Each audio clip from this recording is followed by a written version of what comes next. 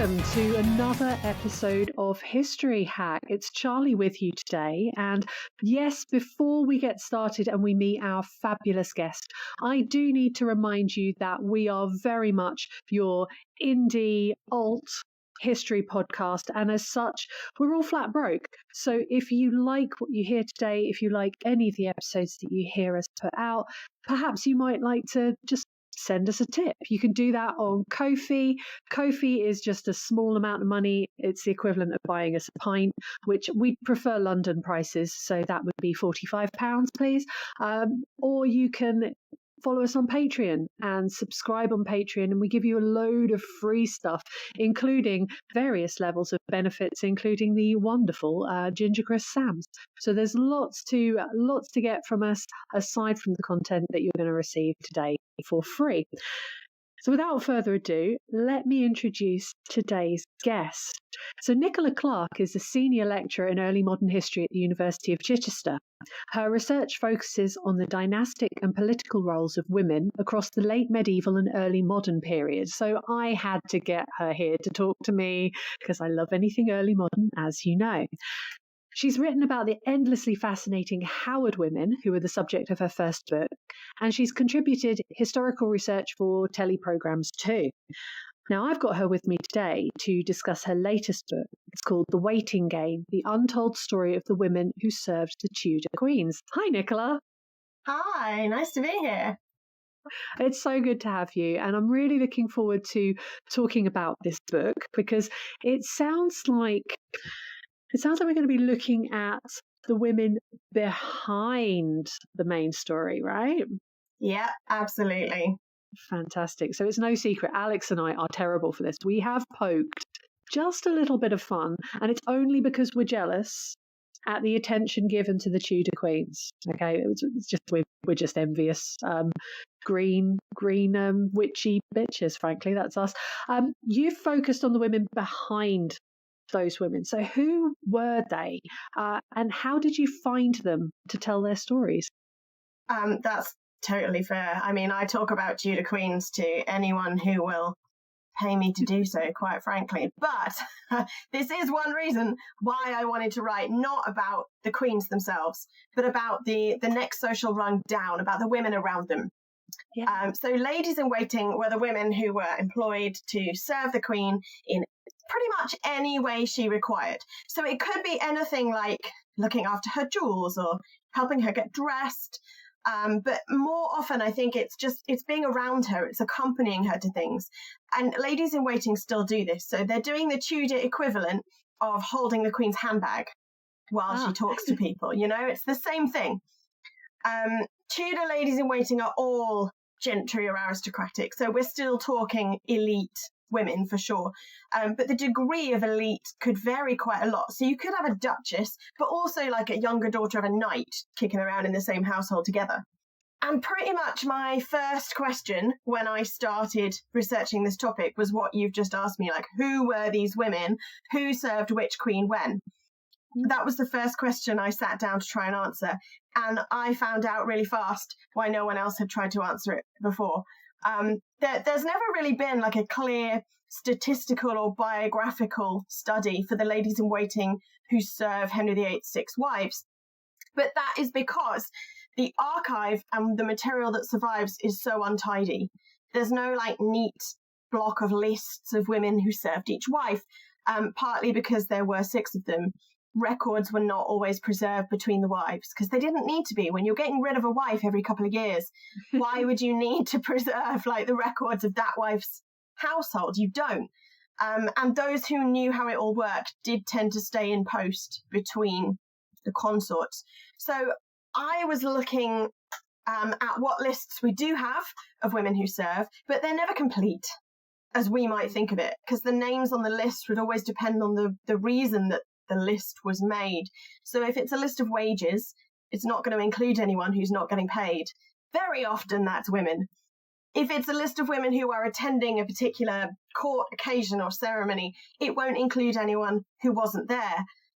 So it's always, it sounds awful to say that you end up going on vibes quite a lot, but they're very kind of educated guesswork vibes. You need to spend enough time around all the material to understand really what you're looking at. So I started gathering all the lists I could, who turned up at which coronations and funerals, who's getting New Year's gifts, who is paid wages, because again, not all of them, who are chroniclers writing about, things like that. So spreadsheets became my friend, and I wish that I was better at Excel than I am.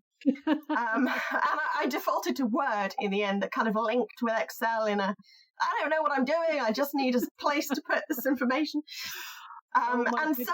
It just got insane. There's like hundreds of women listed. And I used a Word document where every woman I came across, I wrote down every reference to her so that I could pull out like individual kind of careers if I needed to. And some names did start popping out more than others, so I started tracking them a bit more closely. And when you're doing that kind of biographical research for women, you do have to start getting creative with your sources, because you use whatever you can find. So you need to be aware of the various biases of those kinds of sources, so you're not reading them out of context. And looking for women is always harder, because women don't always exist in the eyes of the law, especially married women. They're under coverture, so they exist only as belonging to their husbands. So quite often you're researching backwards. You're looking for the men around her and hoping to find her. Sometimes I got lucky and I found family records in a family archive. Sometimes in various local archives. I went wherever the stuff was. And this time that was Spain, which was nice, actually. Wow.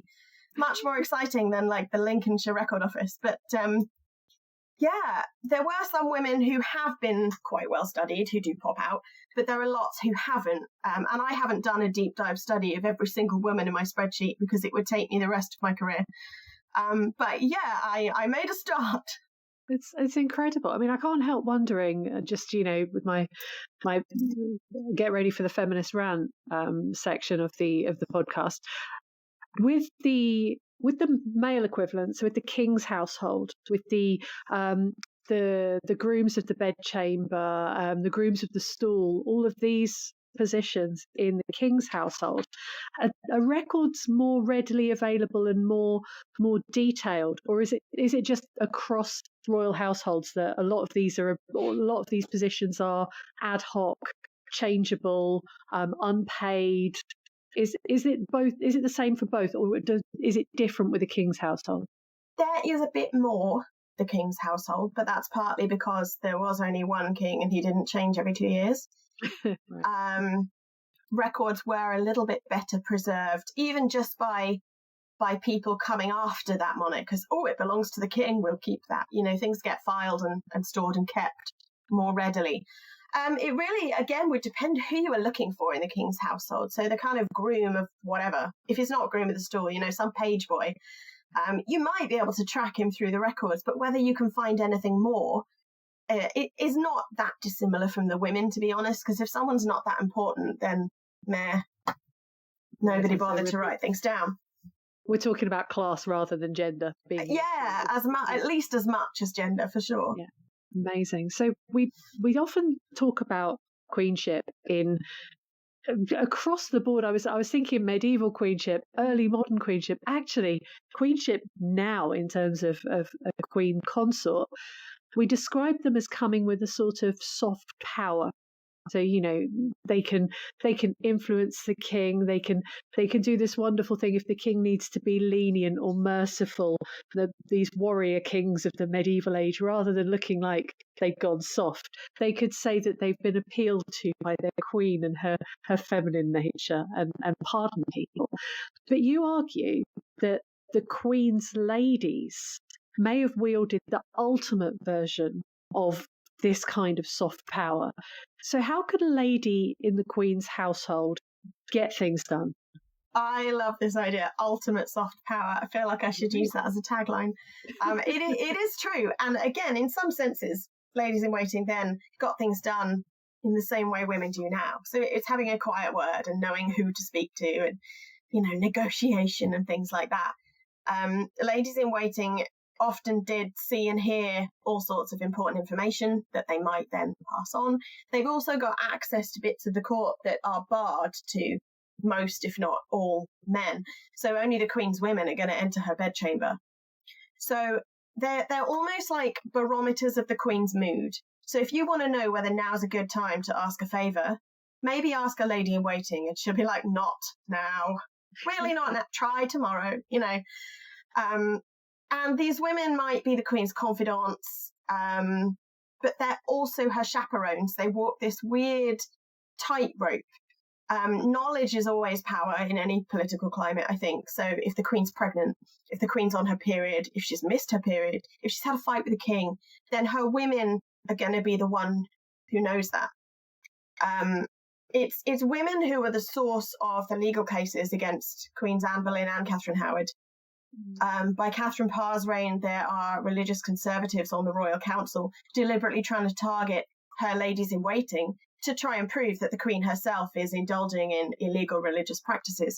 So, they are perceived to have a lot of influence as much as actually having it. And sometimes that's not always on the Queen's side or in the Queen's favour. So we tend to have this very rosy view of ladies in waiting as being super loyal to their mistresses. It's all very kind of sisterhood. And wouldn't it be nice if that was the case? But that is, unfortunately, a bit of wishful thinking. There were some ladies in waiting like that, but most of them knew which side their bread is buttered on. Yeah, we're going to talk about a very famous example of that a little bit later. It's interesting Absolutely. It's interesting you say that they are, the kind of people who can be approached and they have the knowledge, they have the information. I'm thinking, actually, in some situations, that could be quite a dangerous thing. Do you think it made them a target? Yes. Yeah, for all sorts of people. There's an example of one of Catherine of Aragon's Spanish women. Her name's Francisca de Cáceres. She came over in 1501 with Catherine of Aragon when Catherine came to marry Prince Arthur. And her some family records that still survive in Spain. So Spanish archives are a little bit different to the UK in that there tend to be a lot of private archives kept by private families that you need to know they exist in order to get access. So I worked with a number of different Spanish scholars who kind of fed me tidbits of information, which was amazing. And there are some family papers that suggest that Francisca was a spy, not for Catherine of Aragon, but for the Spanish crown. And that makes sense. So they don't just want to rely on Catherine of Aragon to send news back, but they want news on the ground. And a woman makes a great spy because no one expects her to be one, and she's always there. Francisca is the one who supposedly, she will have known whether Catherine and Arthur slept together, for example. She's the one who just kind of looked sad and was mocking him the next day. So my money is, not convinced. Ooh, well, you don't think that it... Do you think he not on that night. Wow. Like, there's nothing to say they didn't sleep together later on. Yeah. And, there are plenty of things you can do without penetrative sex. So it's not to say that nothing happened, but possibly not the deed that needed to occur. And Francisca's really close to Catherine of Aragon. But in 1508, they had a big falling out. So 1508 is the year when an Italian banker and a new ambassador came over to the UK to sort out the whole dowry issue so that Catherine of Aragon could marry the future Henry VIII. And the Italian banker guy is called Francesco Grimaldi. And he really wanted to marry a lady in waiting. And he didn't really care which one. So he has a go with one, and that falls through. And then he fastens on Francisca. And then he tries to blackmail Catherine of Aragon into giving her a bigger dowry. And due to various kind of power politics within that little mini household, Francisca and Catherine have a massive falling out. And Catherine basically never trusts her again. So Francisca is still in England for a number of years longer. And various Spanish ambassadors write back going, we need to get her back in. We need what she knows. Without her there, we've got no idea what's going on. But Queen Catherine holds a grudge. she won't let Francisca back in, and she also won't give her a reference to let her serve any other queen. So the Spanish crown is like, right, well, look, if we can't have her here, well, let's put her in, I don't know, Princess Mary's household or Margaret of Austria. But Catherine of Aragon's like, I'm not letting you have it. So, yeah, she calls her so perilous a woman that it shall be dangerous to put her in a strange house. So, like a young Queen Catherine of Aragon expected to be able to trust her ladies-in-waiting, I imagine that is something that changed over time. But it's a really interesting insight into the amount of power that these women could wield and that people thought that they could wield. Like, what is she scared of? Well, we don't really know, but she's clearly quite worried about what her ladies-in-waiting are doing. Oh my gosh. I've written down the name of another one of Catherine of Aragon's ladies to ask you about, because I think this is what's so interesting about your book, is that you kind of shone the spotlight on women like Francesca, where they've been in the shadows, and we've just never had the chance to hear their stories. So would you tell us about Maria de Salinas? Yeah, Maria is, you shouldn't have favourites, should you? But Maria was my kind of unexpected discovery of this book. So I knew I needed to pick out some key characters to follow.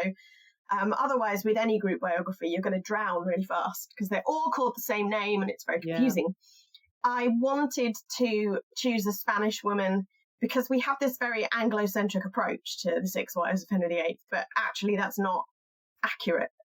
And while most of Catherine of Aragon's Spanish women eventually went home, Maria didn't. She stayed in England for the rest of her life. And when I set out to write about her, I thought, now hang on, I never pinned down who her parents were and who she actually was.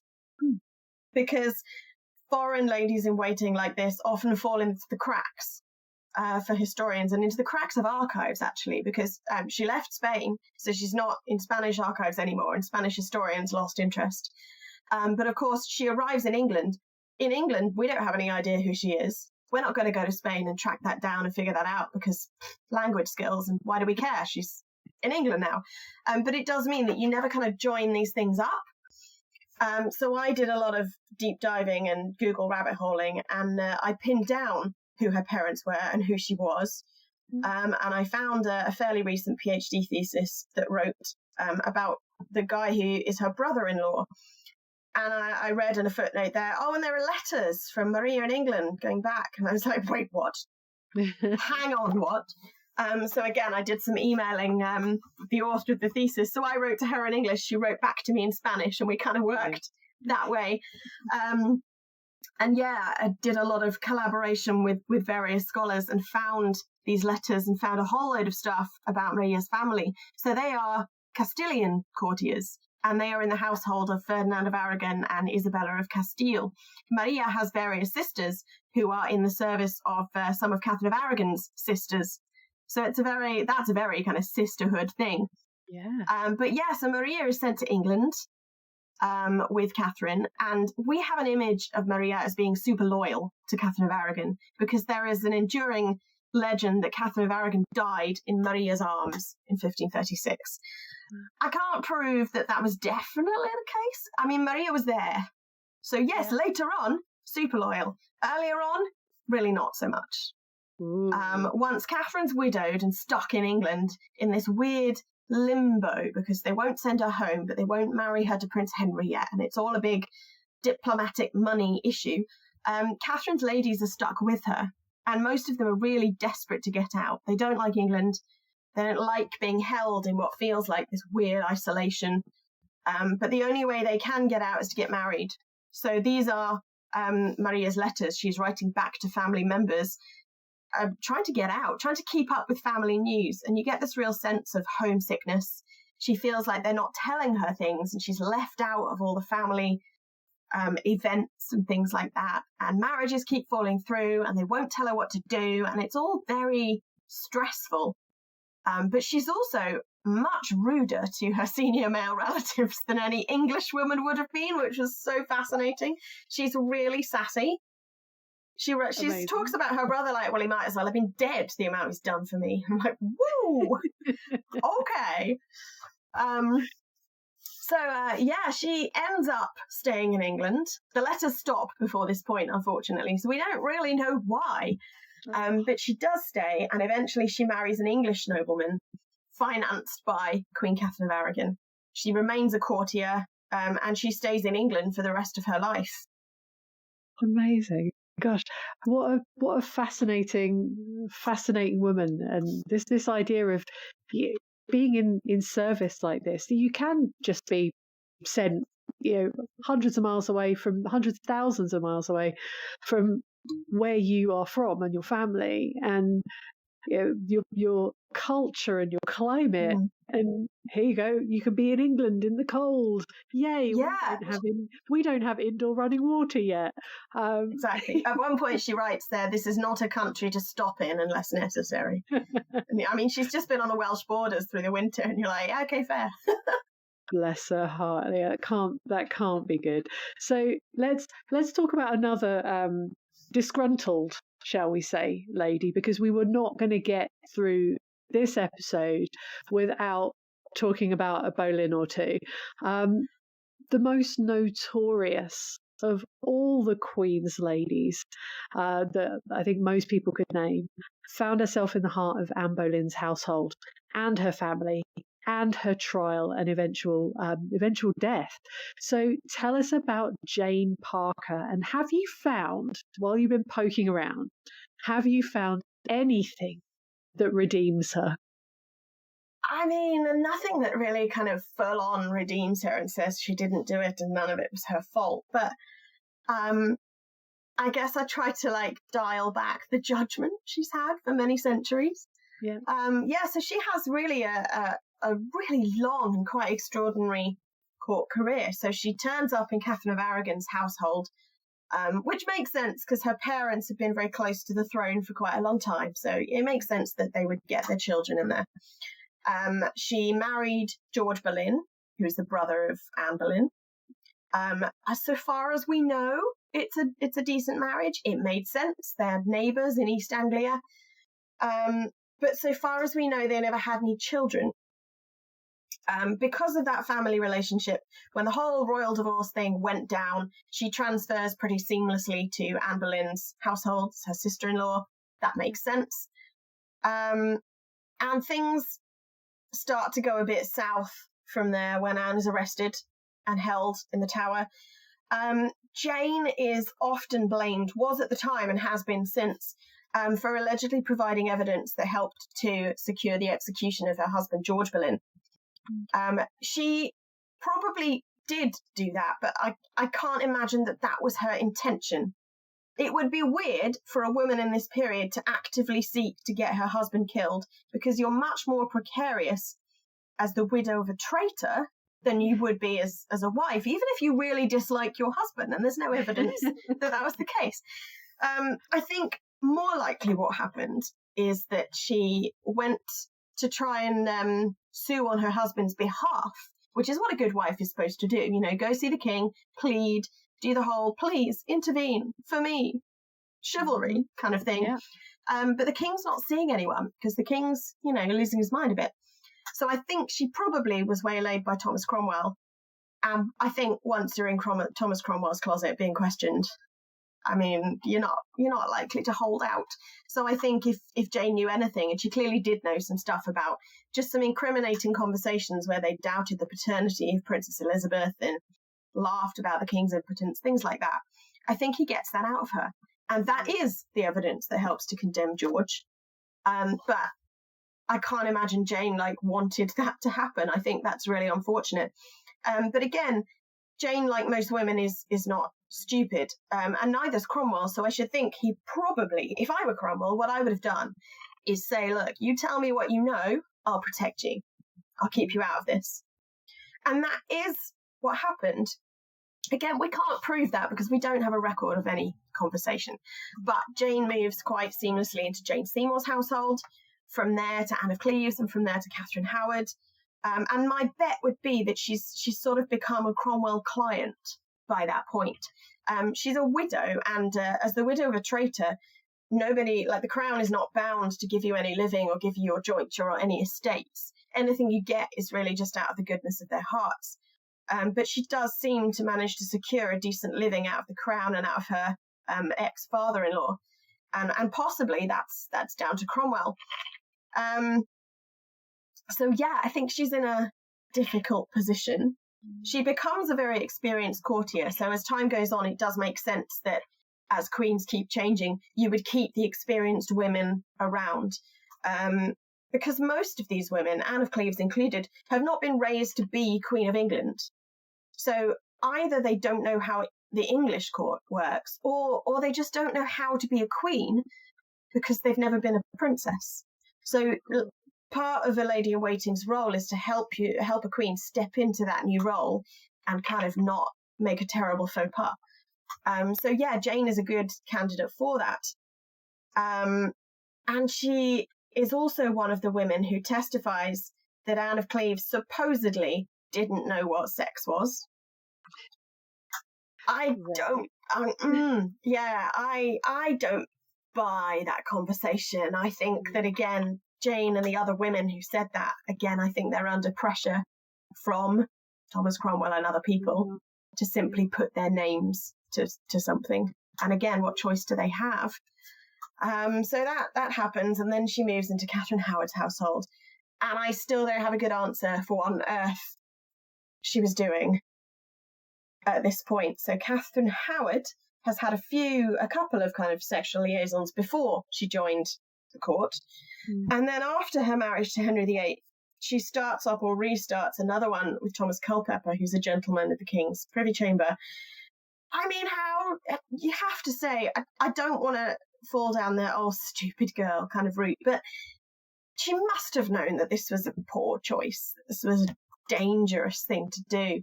And Jane must have known that. So Jane becomes involved. She's really the only lady who knows what's going on and knows the full extent of it. She helps to arrange liaisons between them. When the court goes on progress, it becomes a bit easier because all the normal rules go out the window because all the spaces are different. So it's easy to be in a space you shouldn't be, to go, oh, sorry, I got lost. But they search out ways for Culpeper to come visit Catherine. Jane is there chaperoning, but allegedly too far away to actually see or hear anything. And again, historians and people at the time were very well, what the hell was she doing? She's obviously a mad, dangerous, crazy woman. Maybe she has it in for the Howard family or, whatever. I think more likely, perhaps she simply saw something she was never meant to see and then she was drawn into it and it all snowballed from there. I think it's equally possible for people in the past to make what we would objectively think of as bad judgment, bad decisions. But again, unless you're there, how can you know you would have done any better? Isn't that a frustrating thing? Absolutely, yeah. So I don't think it was a conscious, premeditated, I'm going to get this queen killed as well. No, that makes no sense. Especially since Jane, as the accomplice, ended up with her head on the block as well. That's absolutely fascinating. I think of her as being a bit of a pragmatist. So, yeah, I think maybe she learned a lot from Cromwell and from how he operated. There was probably nothing she could say that was going to save either Anne or George at that point. The king had made his decision. The trial was, it was find me the evidence I need to come to this verdict. This is what's happening. And Cromwell knew, and that was his job. And so, yes, maybe there was that conversation, or maybe it was just inferred that if you play ball, you stay in the household. And then she kind of knew the game. So then that's what's interesting about everything with Catherine Howard, because she knew what the outcome of this would be. She knew what she was dealing with, an increasingly unhinged king who does not like other people playing with his toys. No. Yeah, but like you say, she probably she made mistakes. She got caught in the wrong place at the wrong time. People don't behave in straight lines. They haven't been written by novelists. Right. They're human. Fascinating, absolutely fascinating women. So Henry, I mean, he gets into his stride. We talk about the ladies staying in the household from one queen to another queen. Well, this is the house with the turnover, right? So as he gets into his stride with this turnover of wives, he really, there's no time to clear out the queen's household. One of the names that has come up is Anne Bassett. Now, she must have had so much insight being a maid of honour to 4 of Henry's wives. So what do we know about her? And please tell me she kept a diary. She didn't. Well, if she did keep a diary, then we don't have it. But she did write letters. So Anne Bassett was the daughter of Honor Grenville, who at this point was Viscountess Lisle, known as Lady Lisle. She was married to Arthur Viscount Lisle, who was the Lord Deputy of Calais. So the family lived in Calais. But, of course, very often at Henry's court, out of sight means out of mind. So you need ways to keep your family in front of the king's face so he remembers who you are. And one way to do that is to get your daughters into the queen's household. So they try very hard for quite a long time to get at least one of the girls, because there are several, but their energy is focused on 2. So Anne and her older sister Catherine. They want to get one of them, preferably both, into the queen's household in the mid-1530s. Under Anne Boleyn, they've been told, no, they're too young. It'll never happen. And that's because you need to be roughly 16 to be a maid of honour. And we tend to think of maids of honour as being 12-year-old girls. And maybe earlier that was true, but it's not usually true by this point. They tend to be about 16. Anne Bassett is not the older sister, but she is she seems to have been the kind of the sparklier one, the ambitious one, the one who knew how to get what she wanted. Whereas Catherine Bassett is quieter and gentler and probably a lot nicer to be around, but less of a courtier. So eventually, after a lot of machinations with different noble women and figuring out how to do this, both girls are taken in front of Queen Jane Seymour, who picks Anne. And it's all done in quite a rush because Jane Seymour is very pregnant with the future Edward VI and is about to go into confinement and wants to sort this out before then. So Anne Bassett is taken into the Queen's service as a maid of honour, told that she needs these clothes, she'll get paid this much a year, she takes the oath of service. And then really not very long later, Jane Seymour dies just after childbirth. And Anne Bassett is out of a job. As are the rest of the Queen's women, because if there's no Queen, there's no Queen's household, there's no need. Of course.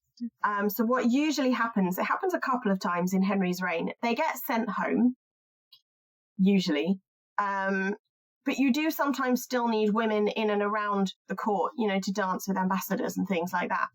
King Francis I famously said something like, a court without women is a court without flowers, or a garden without flowers, or something like that.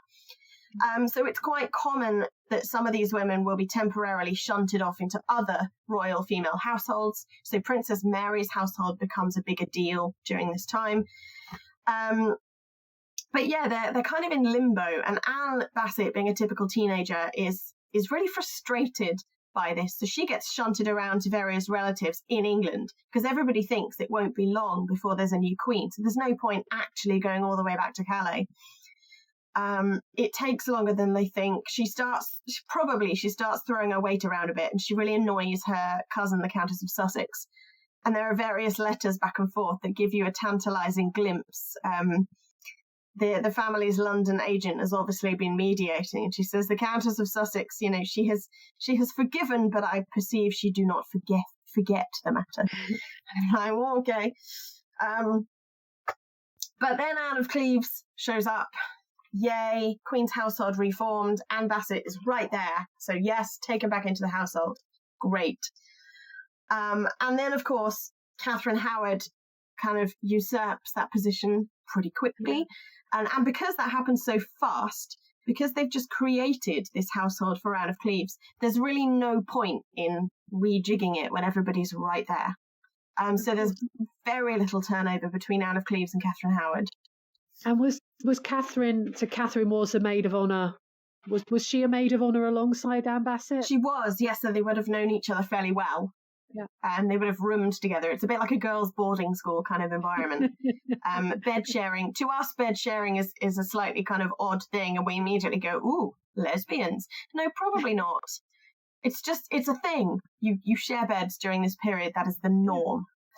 But yeah, so Anne Bassett is in service with Anne of Cleves and then with Catherine Howard. There's no evidence that Anne knew anything about what Catherine Howard was doing. She doesn't seem to have been questioned, which is interesting. Or if she was, it hasn't survived.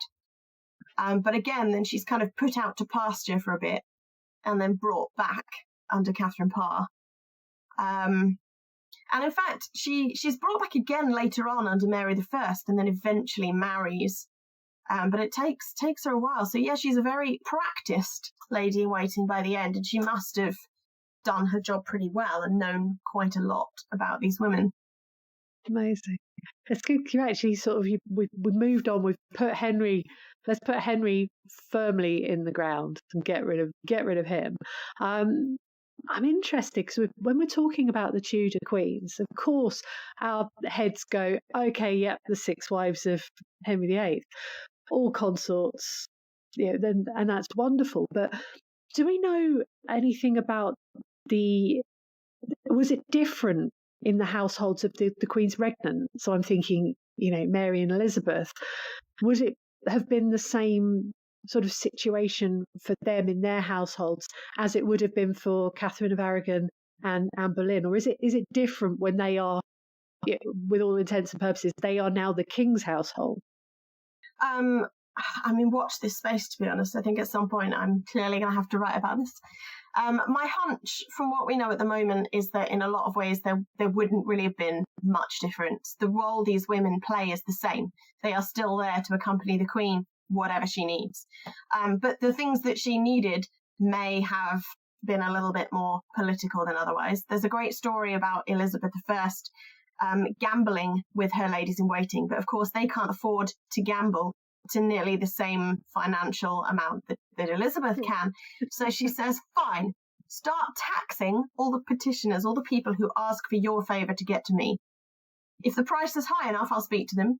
If it's not, meh, I will use the money for gambling. And that's what they did. Elizabeth also sometimes used her women to send out political messages, particularly around her marriage. I forget which marriage it is, but there's at least one occasion where in public she's saying, yeah, probably, maybe I'll marry this guy. And her ladies are talking to the relevant ambassador going, yeah, she's really keen. She just can't show it, but she's really keen. Stick around. And then a bit later, Elizabeth's like, nah, it's not happening. And the ambassador's going, but they said. And Elizabeth said, did they? How dare they? Bad ladies in waiting, and banishes them for, a fortnight and then lets them back in. So she is using them as I suppose, political messengers almost, on the sly, on the quiet. It may just be that we have more evidence of that going on under regnant queens. I think probably the perceived importance of the role is maybe greater because they would be more in people's view and in their minds, because these women represent access to the Queen. And so when the Queen is more important, access to her is more important. So those women therefore become more important. So I would say their chances of affecting national policy is probably also greater. Amazing. This is fascinating. Nicola, thank you so much for coming to talk to me about The Waiting Game, the untold story of the women who served the Tudor queens. It's just sounds like a rip-roaring read, and I'm guessing there's lots more women covered in the book than we've talked about today. Absolutely, yes, there are. Thank you. Thanks again to Nikki for coming and telling me all about The Waiting Game. It's wonderful what she's doing in really amplifying the voices of women who've perhaps been a little bit eclipsed in history by their more famous mistresses. Kind of like me with Alex and Alina, really, if you think about it. If you've enjoyed the episode, maybe you could leave us a 5-star review. That would really, really help us out. You can also support us through Patreon by going to patreon.com/historyhack, and there's various levels of involvement you can do there, obviously, or you can go to ko-fi.com, that's ko-fi.com/historyhack, and just send us the cost of a pint, send us a tip, anything like that. We really, really appreciate it. We are adding little Easter eggs to the end of these episodes just to give you a little incentive to keep listening. My contribution to this is going to be a recommendation because I love stuff. I love movies, I love books, I love music. So today's recommendation is for a new band I've just found. They're called Mandrake Handshake. And if you like sort of 60s psychedelia, that kind of San Francisco sound, they are making this music. It is new. Check out their EP, Shake the Hand That Feeds You, on Spotify, wherever you listen to your music, or I'm sure you can find them across socials. So listen up, guys. There's going to be plenty more.